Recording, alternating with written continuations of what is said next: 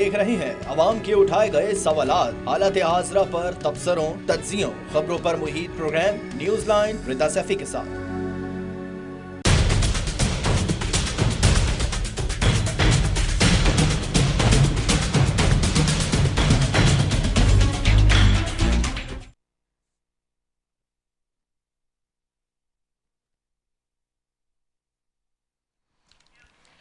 अस्सलाम वालेकुम, मैं हूं रिदा सैफी। नाज़रीन, आज 9 मई 2024 है। आज से ठीक एक साल पहले मुल्क की सियासत ने अपना रुख बदला था और एक सियासी जमात के हवाले से ये कहा जाता है, दीगर सियासी जमातों के लोग ये कहते हैं कि उनके गुस्से की वजह से पूरे जमहूरी निज़ाम को दोबारा खोखला होने में जो है वो राह हमवार कर दी गई है। ये एक मुबैना इल्ज़ाम जो कि सारी सियासी जमातें दीगर लगाती हैं। 9 मई को पाकिस्तान आर्मी ने यौम सियाह करार दिया था और आज भी अब से कुछ देर पहले आर्मी चीफ ने 9 मई को तारीख का स्याह बाब रकम करने वालों से कोई समझौता हो सकता है ना डील, ये बात कही है। पाकिस्तान के आम आदमी को बेयकीनी और अपने इदारों पर अदम एतमाद का शिकार कर दिया था। 9 मई का दिन ऐसा है पाकिस्तान की हिस्ट्री में, ये कहा जा रहा है। पाकिस्तान की सियासी तारीख में फ़ौज के किरदार के हवाले से हज़ारों गिले शिकवे और शिकायतें पाकिस्तान के आम शहरियों को हो सकते हैं और किसी हद तक जायज़ भी हो सकते हैं, लेकिन फ़ौज किसी भी रियासत का अस्करी चेहरा और दबदबा होती है। उसको दुनिया के सामने कमज़ोर साबित कराने की कोशिश करना बिलाशुबा एक जुर्म है। इसको दुनिया के सामने किसी भी तरह से कमज़ोर नहीं होना चाहिए, लेकिन अब सवाल ये है कि अब हल क्या है, आगे क्या होगा, मुस्तकबिल क्या है, नतीजा क्या निकलेगा, क्या माफ़ी तलाफ़ी से जान छुड़ाई जाएगी या फिर मज़ीद इंतशार बढ़ने की सूरत हाल हो सकती है। और फिर वज़ीर आज़म कहते हैं 9 मई को जिस तरह जत्थे हमला आवेरों कोई भी बर्दाश्त नहीं कर सकता। राना सनाउल्लाह ने तो कह दिया कि 9 मई में मुलव्वस लोगों को माफ़ी नहीं मिलेगी। क्या कहा उन्होंने, आइए आपको सुनवाते। क्रिमिनल एक्ट था, इसमें किसी रिपोर्ट की जरूरत नहीं है, इसमें किसी जो है वो नेगोशिएशन की जरूरत नहीं है। इसमें सिंपल जो है वो इनका ट्रायल होना चाहिए, समरी ट्रायल होना चाहिए और उसके बाद जो बेगुनाह है वो अपने घर जाए, जो गुनाहगार है वो उसे सजा हो। वो दूसरी जानिब ख्वाजा आसिफ जो कि वजीर दिफा हैं, आज उन्होंने कहा है कि ऑफर मौजूद है, अगर गलती मानी जाए और गलती तस्लीम कर ली जाए और माफ़ी मांग ली जाए तो। क्या कहा उन्होंने, आइए आपको सुनवाते हैं। कंट्रीब्यूशन थी उसके बनौने वाक़ात में, उसके ऊपर रिग्रेट किया है, ओपन रिग्रेट किया है। वो यही चीज़ उन्होंने बाकी लोगों को भी ऑफर की है। एक ऑफर मौजूद है, एक वाक़या है जो मुल्क की सालमियत के ख़िलाफ़ जो है उसके हमला था, इसलिए मैं तो उसमें कमेंट नहीं कर सकता। अगर मुज़ाकरात तमाम मसाइल का हल है तो कौन किससे जाकर मिलेगा? बयानात में तजादात दोनों तरफ मौजूद हैं।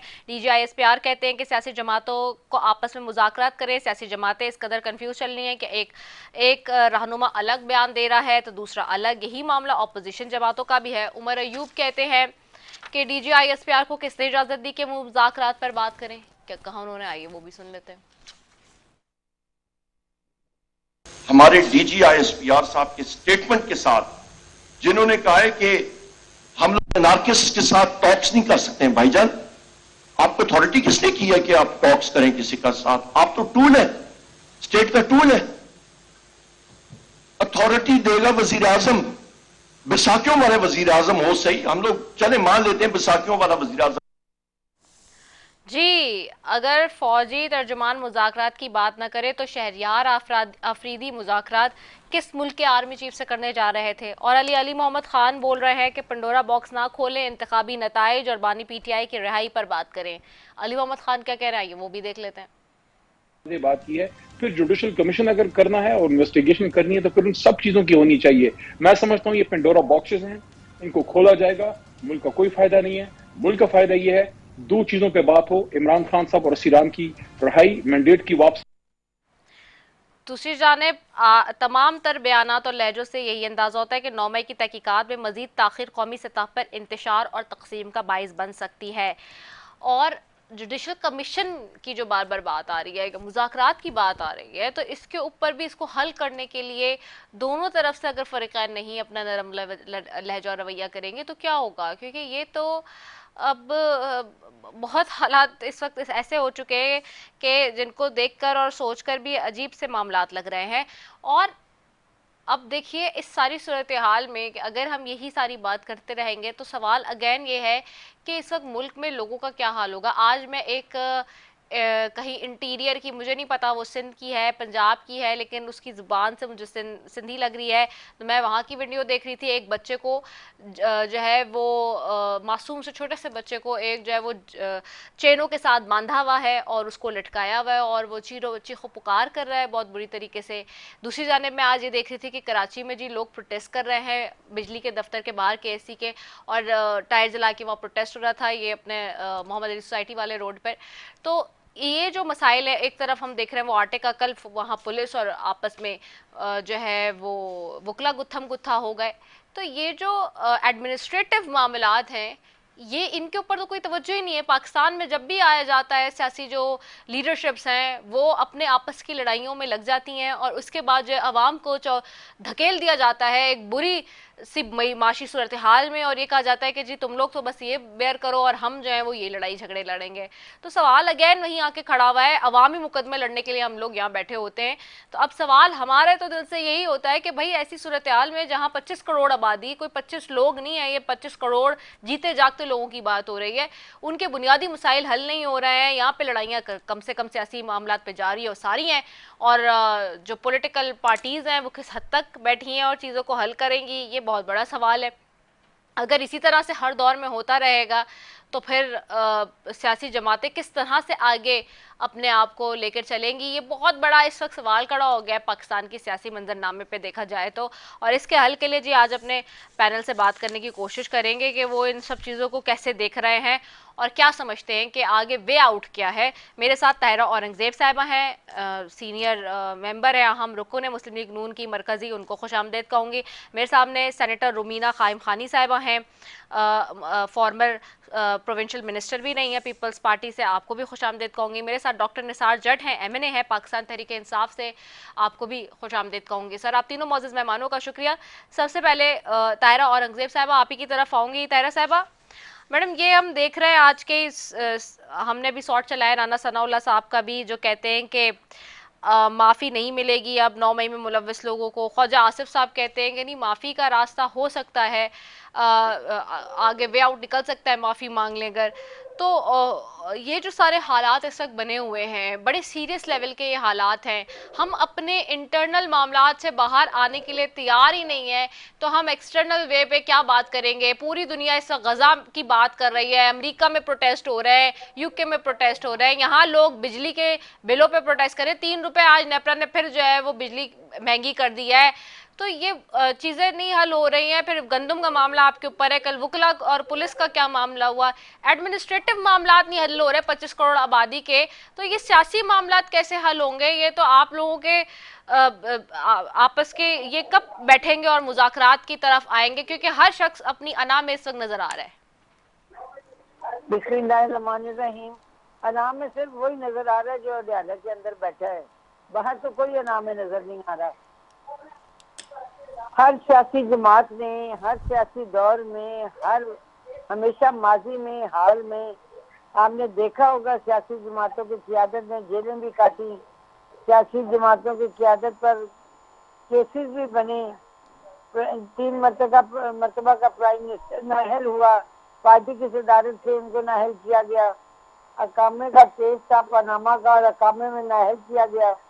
हमने तो कभी ये वावेला नहीं बचाया और ना ही हमने सरकारी अमलाक को नुकसान पहुंचाया। उनका ये वसीरा बन चुका है कि जब उनके ऊपर इस किस्म की हरकतें होती हैं तो वो ये क्या करते हैं कि अमलाक को नुकसान पहुंचाओ, रेडियो पाकिस्तान की बिल्डिंग जलाओ, घेराव करो, कंटेनर ले आओ, धरने दो। और 9 मई के जो वाक़या है वो तो पूरी दुनिया ने देखा कि अफवाज पाकिस्तान के दिन रात जिनके जवान हमारी सरहदों की हिफाजत करते हैं, हमारी सरहदों की हिफाजत करते हैं, हम उनके ऊपर ही उन शहदा के मुजस्समों को तोड़ के उनको जमीन पे गिरा के उनको पांव तले रोनते हैं। और वो जिना हाउस जो कायद-ए-आज़म रहमतुल्लाह अलैह ने, जो बानी पाकिस्तान है, उन्होंने अपनी रिहाइश का उन्होंने कोर कमांडर हाउस के लिए दी, उसके साथ इन्होंने क्या हासिल किया, क्या हदायत उनकी क्यादत ने दी, क्या वो मेंबर ऑन असेंबली उसको कहते रहे वहां पहुंचो, उसको जला दो, उसको गिरा दो, उसको तबाह कर दो। ये डायलॉग क्या है, एक मुंतखब नुमाइंदों के होते हैं जो उन्होंने अदा किए। और मैं ये समझती हूँ, राना साहब ने तो कहा है कि उनको सजा मिलनी चाहिए। ख्वाजा आसिफ साहब ने कहा मुज़ाकरात बिल्कुल हो, लेकिन जिन्होंने ये काम किया है उन मुल्ज़िमों को सजा मिलनी चाहिए। मैं पुरजोर अल्फाज में कहती हूँ, 1 साल गुजर गया है, उन्हें कटहरे में ला के सजा दी जानी चाहिए। जो जो लोग इसमें मुलव्वस थे उन्हें कैफरे किरदार तक पहुंच। तो मैडम ये जुडिशल कमीशन कौन बनाएगा? जी, जुडिशल कमीशन कौन बनाएगा? इसकी तहकीकात के लिए ऑर्डर कौन करेगा? देखिए, जुडिशल कमीशन कौन बनाएगा? जुडिशल कमीशन कौन बनाएगा? जी मैडम,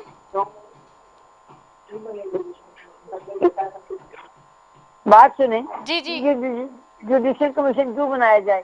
सारी दुनिया ने मीडिया पे देखा, आप लोगों ने नहीं देखा, हमने भी देखा, बैरून ममालिक रहने वाले पाकिस्तानियों ने भी देखा कि अफवाज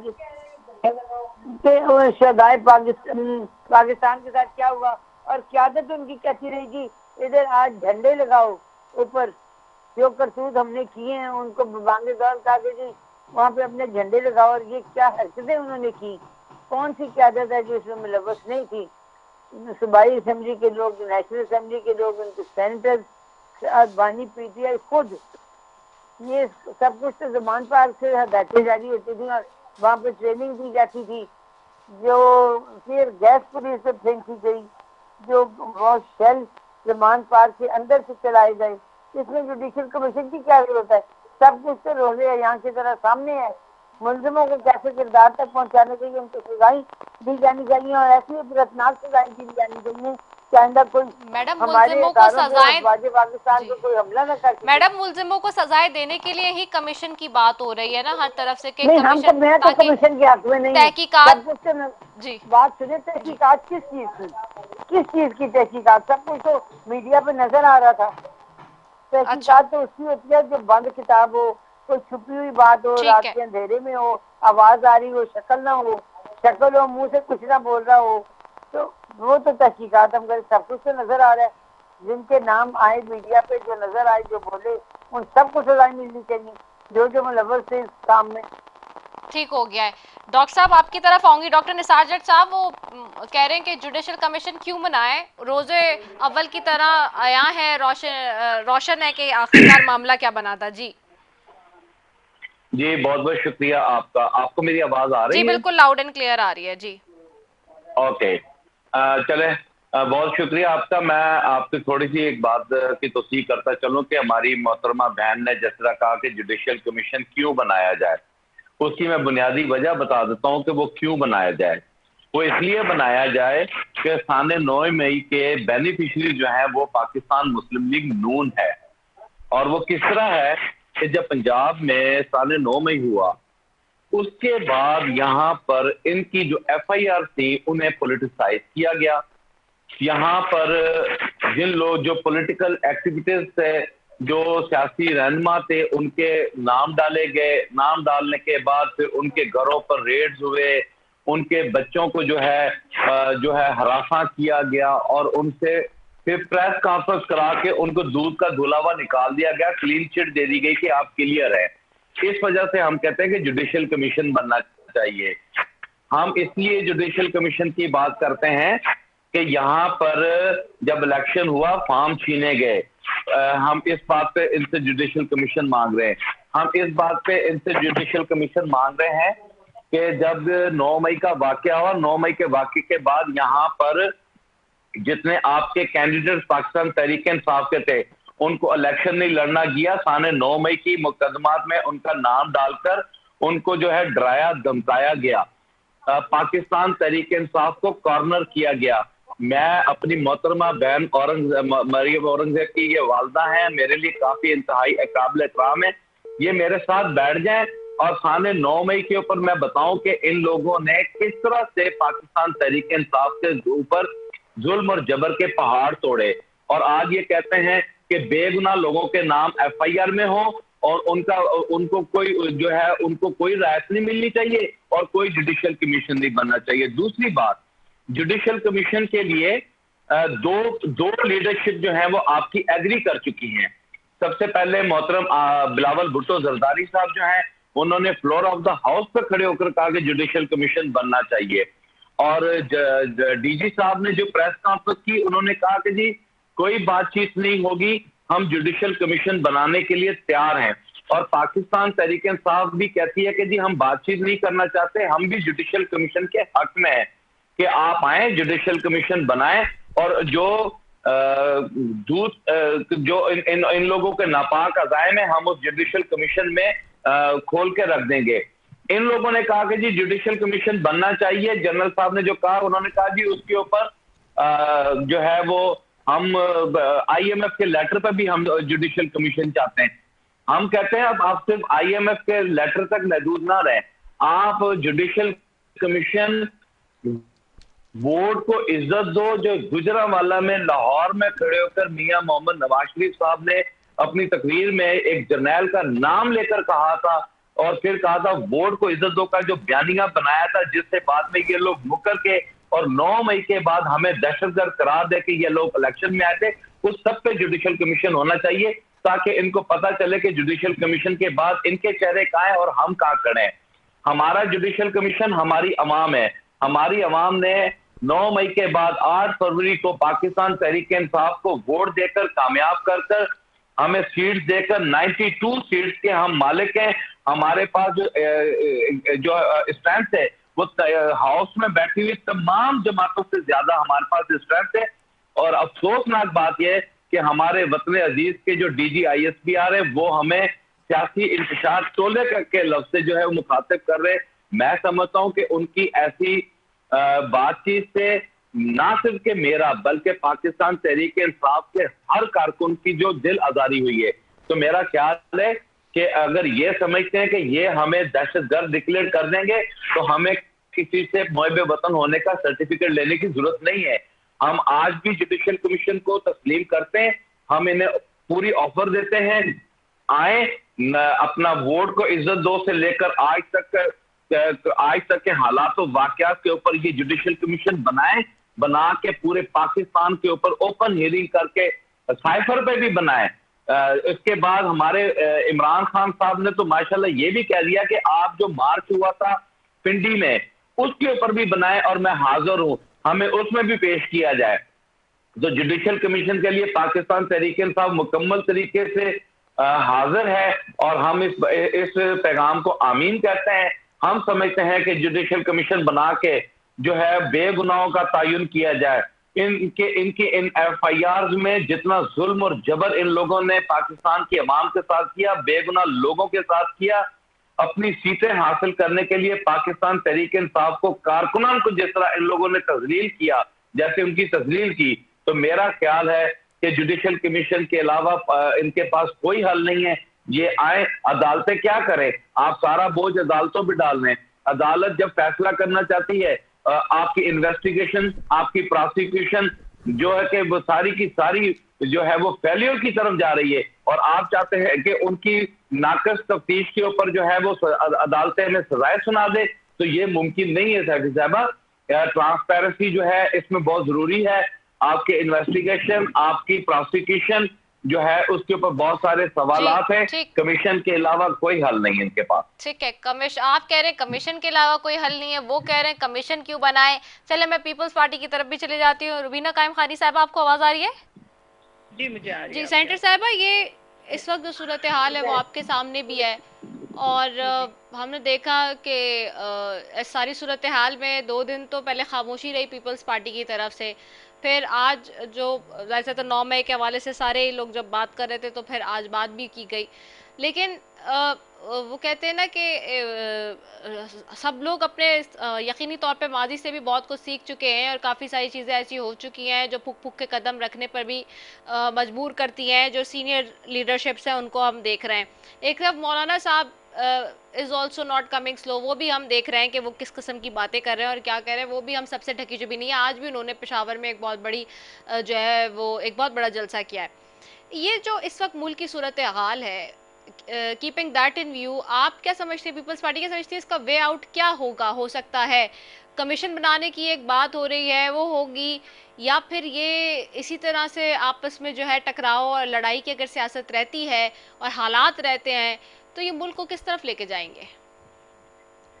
जी बिल्कुल, बहुत ही अनफॉर्चुनेट बात है हमारे मुल्क में कि जिस तरह के जो हालात और ख़ास तौर पर जो 9 मई के वाक़यात हैं, जिस तरह से तोड़ फोड़ की गई, जिस तरह से जिन्ना हाउस जलाया गया, जिस तरह से GHQ पे हमला किया गया, जो मैं समझती हूँ कि कभी किसी की सोच में भी नहीं होता कि मतलब वो अपने किसी इदारे को, ख़ास तौर पर जो फ़ौज, जो हमारे सिपाही जो बॉर्डर पे रह के हमारी हिफाजत करते हैं, उस इदारे को जो है के ऊपर जो है हमला किया जाए और उसको जो है वो नुकसान पहुंचाया जाए, तो ये मैं समझती हूँ कि जो ख़ास तौर पर हमारे देखें पाकिस्तान हमेशा जो है वो एक हमारी जो नेबरिंग कंट्रीज़ हैं उनके साथ मतलब जो उनकी तरफ से जो हमें जिन मुश्किलात का या जो हालात हमारी बॉर्डर्स के ऊपर रहते हैं वो सामना रहता है, उन हालात में और किसी एक, मैं उसको उनको लीडर नहीं कहती, मैं इमरान खान साहब को एक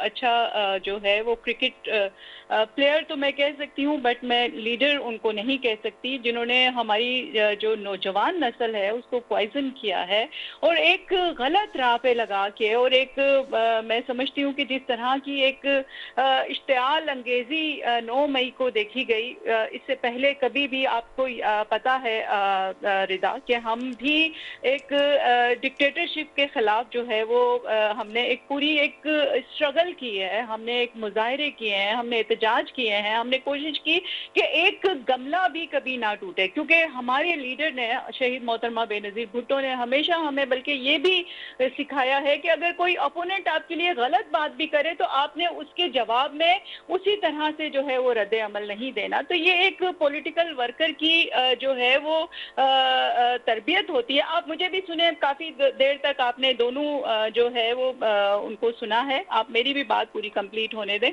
तो ये सारी चीज़ें हैं जो जिसकी वजह से मैं समझती हूँ कि ये हालात हुए 9 मई को। अगर यही हालात अगर संभाल लेते इमरान खान साहब और अपने लोगों को ये कहते कि कोई एक चीज़ को भी नुकसान नहीं पहुँचना चाहिए, इदारे को किसी को भी जो है वो तोड़ फोड़ नहीं होनी चाहिए, क्योंकि 2014 में भी आपने देखा कि PTV पे भी हमला हुआ, पार्लियामेंट पे भी हमला हुआ, लेकिन ये एक रविश हो गई है और बिल्कुल इन कल्प्रेट्स को सजा मिलनी चाहिए। जुडिशल कमीशन या कमीशन, देखें हमारे मुल्क में ये भी एक प्रेसिडेंट रहा है कि जो जिस तरह से 2010 में जो है वो शहीद जुल्फ़िकार अली भुट्टो के जुडिशल मर्डर के ऊपर आसिफ अली जरदारी साहब ने जो रेफरेंस वो किया और फिर उसके बाद जो फैसला आया वो आज कितने मेरे ख्याल से 14 साल बाद जो है वो उसका फैसला आता है। तो ये तो इसका वो जब तक वो कहाँ पे चले जाएं, ये मुजरिम कहाँ पे, कोई मुजरिम है कोई नहीं है,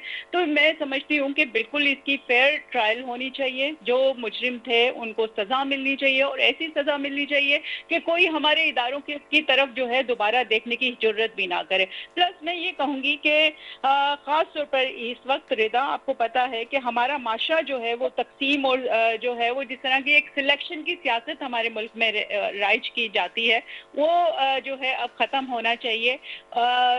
जो है वो जो इश्यूज हैं उनको फोकस्ड होना चाहिए और अभी जो बिल्कुल जो मैं समझती हूँ ये जुडिशल कमीशन बने या जो भी ये अब उसके मामलात हवाले करके और जो है आगे कोई जो है मूव ऑन होना चाहिए। जो इश्यूज हैं उनको एड्रेस किया जाना चाहिए, उनके ऊपर बात की जानी चाहिए और मिल बैठ के, अगर तो जो PTI के लोग भी अगर मैंडेट लेकर आए हुए हैं तो उनको भी ऑन बोर्ड रख के सलूशन निकालना चाहिए, मैं ये कहूँगी।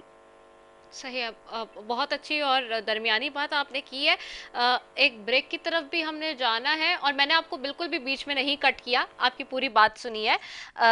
शायद आपको मुगालता हुआ कि मैंने शायद आपको बीच में टोका है। मैंने तीनों मौजूद मेहमानों को बराबर हिस्सा दे के पूरी बात सुनी है उनसे, लेकिन अब मैं ब्रेक पे जाऊंगी और ब्रेक के बाद वापस आऊंगी। तो जो पोलराइजेशन की बात है, जो अभी जिसका जिक्र रुबीना कायम खानी साहब अभी कर रही है और अब इस वक्त पूरे मुल्क में बात हो रही है, क्या ये हालात पोलराइजेशन की तरफ हमें लीड कर रहे हैं? और अगर ऐसा हुआ तो हम पहले भी काफ़ी नुकसान उठा चुके हैं मुल्क में। हम देख चुके हैं ईस्ट पाकिस्तान वेस्ट पाकिस्तान के मामलात, हम बहुत सारे मामलात से गुजर कर यहाँ तक पहुँचे हैं। तो हमें इसको आगे बढ़ाने की मिलजुल कर अफ़ाम तफ़हीम से बात करनी चाहिए और मेरे ख्याल से हर एक की कोशिश यही होनी चाहिए कि जो जलती है उस पर तेल का काम ना किया जाए, बल्कि बैठ कर सुकून से बात की जाए। सारे फरीक़ैन को ठंडा करके बात होनी ज़रूरी है इस वक्त पाकिस्तान के हक में। तो एक ब्रेक के बाद वापस आते हैं जी, आपने कहीं नहीं जाना, स्टे ट्यून।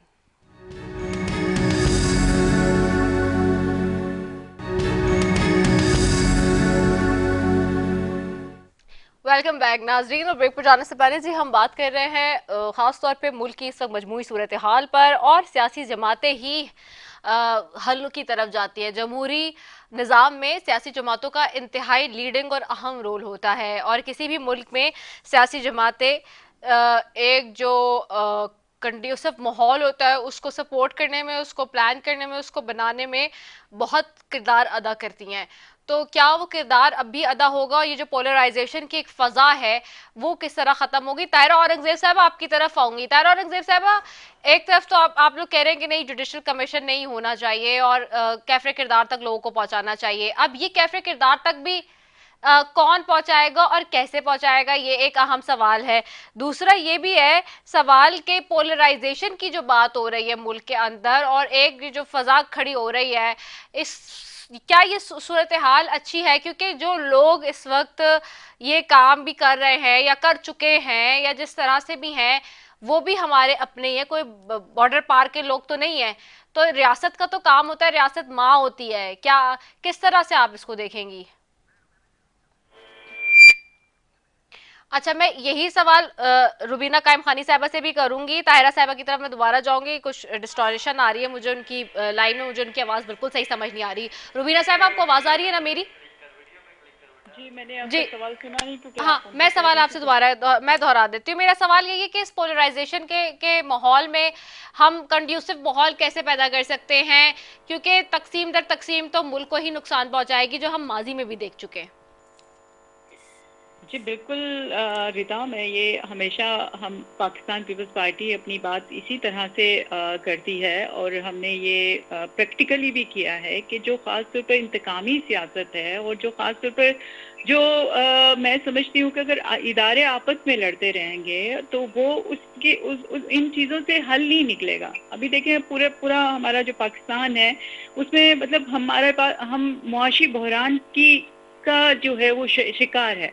अभी जो है वो एक मतलब हम इस वक्त एक ट्रैक पे है जमहूरियत। इलेक्शन के बाद एक हम कोशिश कर रहे हैं कि एक दुरुस्त सिमत में जो है वो पाकिस्तान को लेके जाया जाए। तो ये इसी सूरत में मुमकिन है कि जब आप एक मेज़ पे बैठ के और आप कोई ना कोई हल निकालें, मुल्की मसाइल पे तवज्जो दें, ना कि ये कि जो है वो सियासी इंतकामी कार्रवाइयाँ होती रहें किसी एक जमात के खिलाफ या कभी क्या। आप देखें इमरान खान साहब ने क्या किया, 4-4.5 साल जो है सिर्फ और सिर्फ उन्होंने यही सबको चोर डाकू और जो है वो किसी की बहन को जो है वो जेल में डाल दिया ईद की रात उठाकर, फरियाल तालपुर साहिबा का आपको पता है। कभी किसी के साथ जो है वो केसेस बनाने में और एक दूसरे के ऊपर ये इल्ज़ाम मतलब इन्होंने जो लगाने में इमरान खान साहब ने जो है अपना टाइम वेस्ट किया, जबकि होना ये चाहिए था कि कोई सलूशन निकालते। जो उन्होंने ऐलानात किए थे, जो अर्बन ट्रीज की बात की थी, जो अरबों का जो उन्होंने कहा था कि हम घर बनाएंगे, लोगों को नौकरियां देंगे, तो ये सारी बातें उन्होंने अगर ये करते तो आज जो है वो, क्योंकि आपको पता है कि 32 साल जो है वो मुल्क में डिक्टेटरशिप रही है, और उसके बाद जो जिन कोशिशों से, और वो भी पाकिस्तान पीपल्स पार्टी की कोशिशों की वजह से, शहादतों की वजह से जो है ये जमहूरियत जैसी भी है, लूली लंगड़ी है, जैसे भी हमारे लिमिटेड रिसोर्सेज हैं, जो भी है लिमिटेड स्पेस है, लेकिन उसमें रह के आप आवाम की खिदमत करें। आप जो है कोशिश करें कि ग्रेजुअली जो है इश्यूज को के ऊपर जो है वो ग्रिप करें और उसका हल निकालें। तो ये चीजें जो है वो मैं समझती हूँ कि पाकिस्तान पीपल्स पार्टी की लीडरशिप से सीखना चाहिए। जिस तरह से बहुत खूबसूरती के साथ हमने 5 साल जो है वो हुकूमत की 2008 से 2013 तक, उसमें आप देखें कि जिस तरह से ना गंदम का क्राइसिस था, उसमें भी अगर आप देखें कि हमने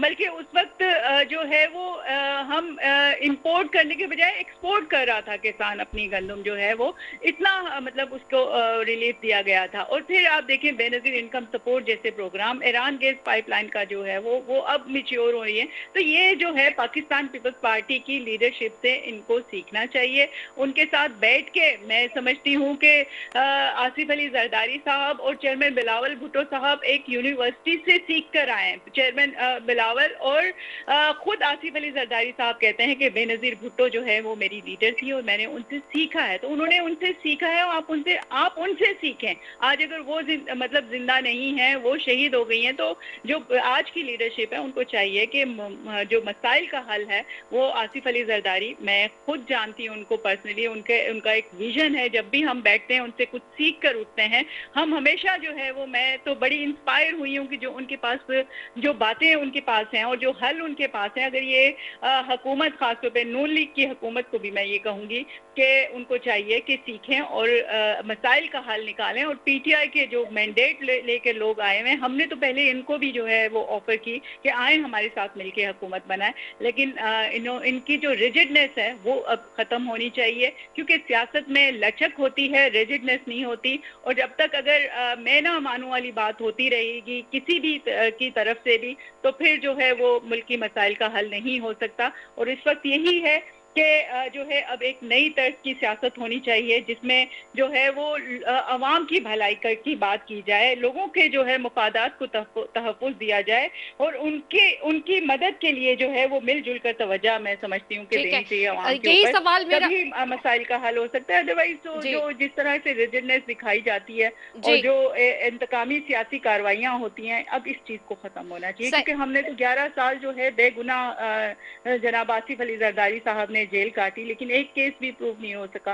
18 साल जो है, लेकिन हमने आज तक एक गमला नहीं तोड़ा। हमने किसी इदारे को जो है वो के ऊपर तोड़ फोड़ नहीं की, हमने सब्र से काम लिया, हमने अपनी जद्दोजहद जारी रखी। और आप देख लें कि आज दुश्मन भी ये मान रहा है कि आसिफ अली जरदारी साहब जो है वाकई उन्होंने, जब उनका जो दौर था 2008 से 2013 तक उसमें काम हुए। मैं जाती हूँ, लोग कहते हैं कि हमें उसी दौर में रोजगार मिला है, हमें उसी दौर में हमारे काम हुए। तो आज मैं समझती हूँ उसी को जो है कंटिन्यू करना चाहिए, उन्हीं चीजों को। सही है। मैं डॉक्टर निसार साहब की तरफ आऊंगी। डॉक्टर साहब, सवाल आपसे भी, ये पोलराइजेशन हो रही है इस तरह तो, और तकसीम दर तकसीम में हम पड़ जाएंगे। अगर हम अपनी थोड़ी सी रिजिडनेस कम कर दे, ठीक है कि बहुत सारे मामलात हैं और आपको लगते हैं कि गलतियां हुई हैं, आपके साथ नाइंसाफियां हुई हैं, आपको दीवार से लगा दिया गया है, ये सारे मामलात अपनी जगह है, लेकिन मुल्क और कौम की बेहतरी के लिए क्या थोड़ी सी जो लचक है, ईज है, वो नहीं पैदा हो सकती? हाँ जी बिल्कुल। मैं अपनी बहन से, जो मेरी बहन बात कर रही थी जी, आसिफ अली जरदारी से सीखना चाहिए। और मैं समझता हूँ बिल्कुल सीखना चाहिए उनसे कि सिंध में शुगर मिलों पे कब्जा कैसे किया जाता है, कच्चे के डाकुओं को पनाह कैसे दी जाती है, और बिल्कुल सीखना चाहिए कि सिरे महल जो है वो हड़प कैसे किया जाता है। बिल्कुल सीखना चाहिए कि जो है अपना कातल लीग के साथ फिर कैसे बैठा जाएगा। बिल्कुल सीखना चाहिए इनसे कि जो है वो अपना, इन्होंने पाकिस्तान का क्या अशर नशर किया। यही नून लीग इनको पीली टैक्सी कहने वाले हैं। यही नून लीग ने, शहबाज शरीफ ने कहा था कि जी इनके, मैंने जरदारी को लाड़काना की सड़कों पे घसीट के जो है इनसे मैंने को लूटा हुआ कौमी खजाना लेकर आना है। बात करने से पहले सोच लें कि आपको ये मालूम है कि जरदारी पे जो मुकदमा दर्ज थे वो नवाज शरीफ ने बनाए थे, और नवाज शरीफ के ऊपर जो मुकदमा थे वो जरदारी ने बनाए थे। इमरान खान तो उस वक्त सियासत में इतने इन ही नहीं थे, उनके पास तो एक सीट थी।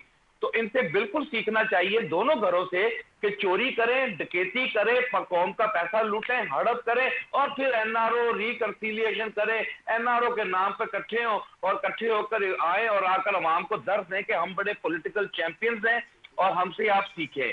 तो बड़ी बिल्कुल इनसे हमें सीखेंगे कि दो नंबरी कैसे की जाती है। रह गई बात पोलराइजेशन की, तो पोलराइजेशन में आपको मैडम एक बात बता दूं, जब तक आप ताकत का गलत इस्तेमाल करते रहेंगे ना तब पोलराइजेशन होगी। पोलराइजेशन यहाँ पर चले 9 मई के हम तो दहशतगर्द बन गए, हमें तो आप लोगों ने खिताब दे दिया, लकब दे दिया कि हम बहुत बड़े दहशतगर्द हैं, जिसको मैं तो मानने के लिए ना आज तैयार हूं ना कल तैयार हूं, चाहे मुझे मौत कबूल करनी पड़े, अल्लाह माफ करे, मैं गद्दार वतन का लकब कभी ना लेकर मतलब कि कभी ना लूंगा।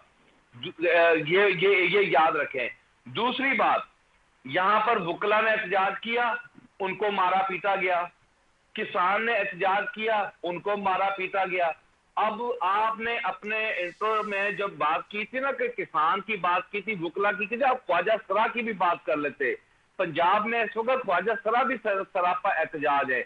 वो उन लोगों ने खारियां में और पता नहीं कहां कहां थानों में जाकर जो वायलेशन की है, गुजरांवाला में इन लोगों के साथ क्या हुआ है।